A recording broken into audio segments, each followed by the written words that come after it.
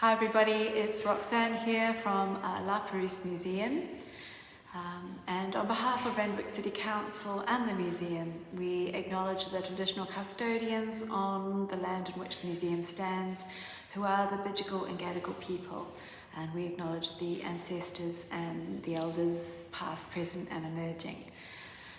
So we hope you are all staying well and safe during this stay-at-home order.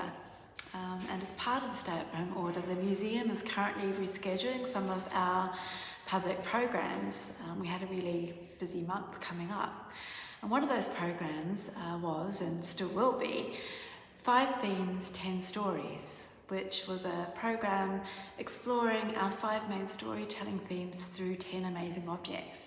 And we couldn't quite wait to show you some of those hero objects that you will be able to see in the program once we re-establish it. And that is this amazing oil painting that's only just recently arrived at the collection via donor Wendy Tanner. Thank you, Wendy. So on the back of this beautiful painting in copper plate writing says La Perouse 1872. And in our collection, at least, it's quite a rare view of La Perouse on Bidjigal and Gadigal country at a time when this area was undergoing great change. The cable station was 10 years away from being built, and many First Nations people were arriving here from across New South Wales to establish a very strong Indigenous community. So we know it's a La Perouse headland because we can quite clearly see the 1829 monument standing sentinel over Frenchman's Bay. And you can just see the astrolabe sculpture, the navigational object sitting on top of the column. But there's some really unusual aspects to this painting as well, which we find absolutely curious.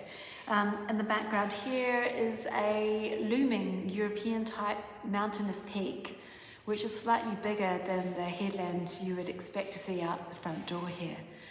In the midground, there's a neoclassical temple, a little bit harder to see here in this film, but again, until further research proves us otherwise, we think this is another artist's addition to the landscape, which gives it a very European feel. The vegetation on the headland is sort of very lush. It's a lot more vegetated than other paintings of this period.